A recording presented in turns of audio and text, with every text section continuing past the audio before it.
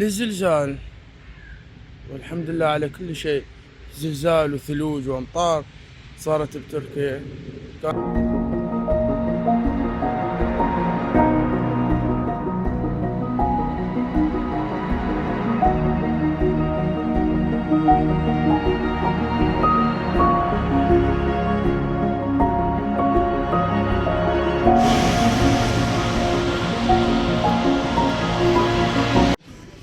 شوفوا ورق الزيتون مع الدولمة.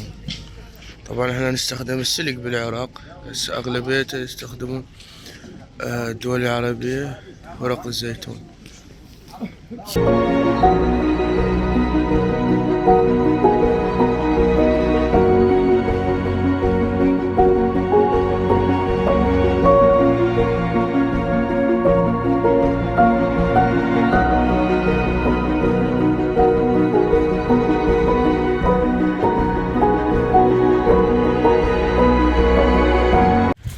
شلونكم؟ شخباركم؟ طبعا اسف تأخرت عليكم بالفيديوهات، بس هو كان اكو مكان اريد اروح له، مكان جميل باسطنبول.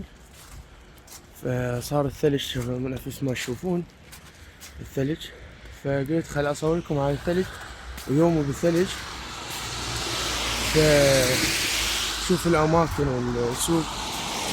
وهذا المكان ان شاء الله راح اروح له، كلش حلو جميل. فورا الثلج اروح له ان شاء الله وانزل الفيديو مالته، كلش حلو. بس مو بهذا الجانب، الجانب الاوروبي. يلا شلون نروح نشوف الثلج، راح اعطيه الان يعني. لا تنسون اللايك والاشتراك والتعليقات، واكو مواضيع راح احكي بيهن باخر الفيديو.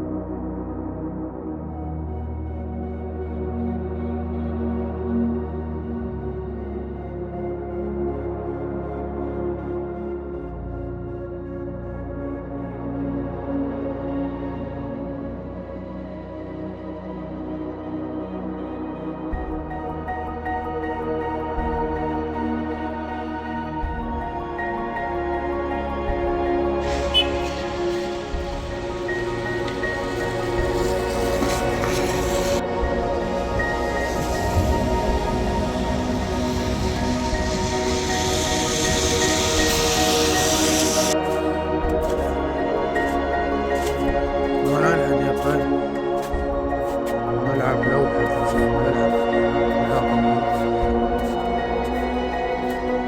شنو ما صيفته. المشي بالثلج يتعب صراحة، أعدال ضعف عن الطبيعة. المشي بالطبيعة ماكو ثلج ولا هذا، وبين الثلج ضعف الطاقة تنصرف في اثنين.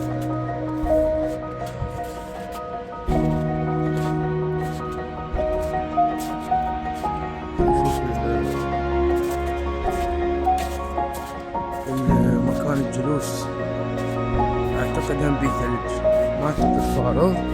طبعا اعذرونا على صوتي لان مريض اليوم، مرض الثلج.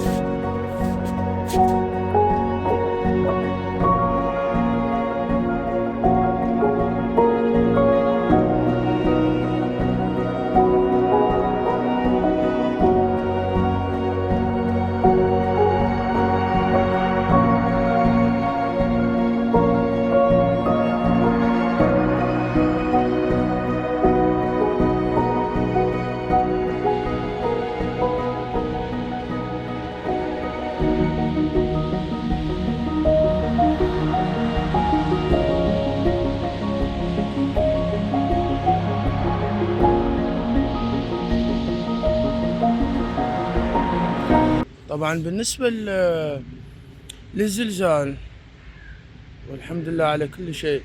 زلزال وثلوج وأمطار صارت بتركيا، كانت بالمحافظات، بس أنا باسطنبول يعني مو قريب علي، تكون بالجنوب اسطنبول شمال غرب تركيا.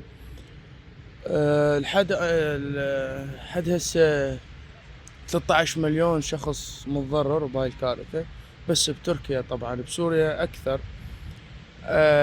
عدد الوفيات 14 15 ألف وقابل للزيادة. المصابين 7000 أو 8000 وهم قابل للزيادة، لأنه هواي إجوا وتطوعوا على مود يساعدون، لأن كوارث هواي عمارات طاحت وهواي سكن طاح. وشكرا للدول يعني العربية، دولنا وأهلنا اللي ساعدوا وتبرعوا، والناس اللي إجت كلهم زين، هواي دول. والحمد لله على كل شيء. الله يرحم الشهداء ويشافي المصابين إن شاء الله. وهسه خلونا يعني نروح للسوق مال المنطقة مالتنا على مود ناكل سميط. هذا السميط احنا نسميه شرك، وإن شاء الله تشوفونه. بعد ما أعرف بالدول العربية الخليجية ما أعرف شنو اسمه، بس طيب. يلا خلونا نكمل، واكو موضوع ثاني هم نتكلم أسألكم بيه وآخذ رأيكم.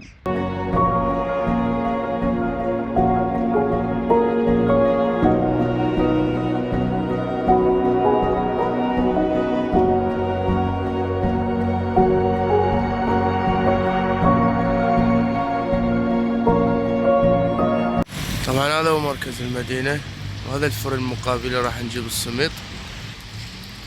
طبعا اليوم جمعة، سوق الجمعة فتح. هو مو سوق جمعة بس شي يسمونه على كل يوم منطقة، فهو يصادف بمنطقتنا اللي احنا ساكن بها انا، يصادف يوم الجمعة، فانا اسميه يوم الجمعة، سوق الجمعة العفو.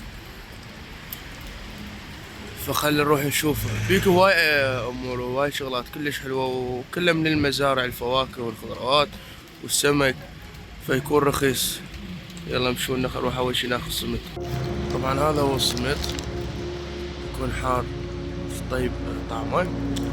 فأريد أسألكم سؤال. أنا عندي صديقي عيد ميلاده، فهو يلبس ساعات ماركة، معطر ماركة، كلها غالي. فأنا جبت له هدية، والهدية صار عليها نقاش حاد زين، وما حد مسويها قبل. فأنا جبت له ملابس داخلية وبين قوسين لبسه. فهل هذا صحيح أو غلط؟ أنا أريدكم تكتبوا لي بالتعليقات قبل هسه ما نروح إن شاء الله للسوق الجمعة ونشوف. زين روحوا كتبوا بالتعليقات ونرجعكم للفيديو. Sizin git oradan aşağıda yukarı atsaydın daha yüksek olurdu. هذا هو سوق الجمعة.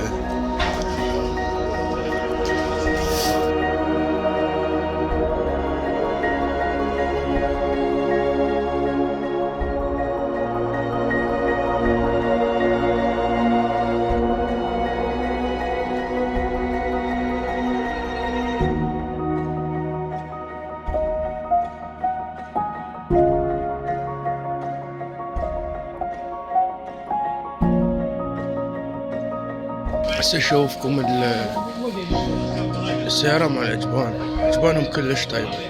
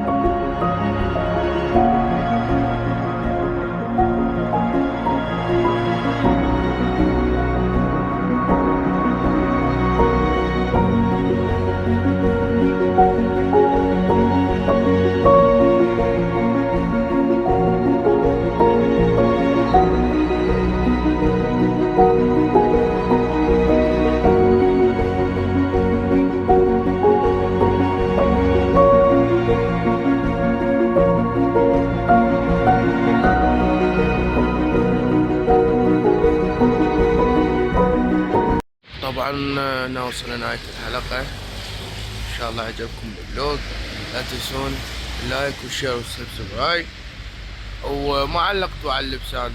طبعا للعلم اللبسان واحد بالبرتقال وواحد بالجسر، فشي يعني شياكة، فشي جميل. ما اعرف ليش يقولوا لي يعني الاهل والاصدقاء البقية يقولوا لي وين اقوى يجيب لبسان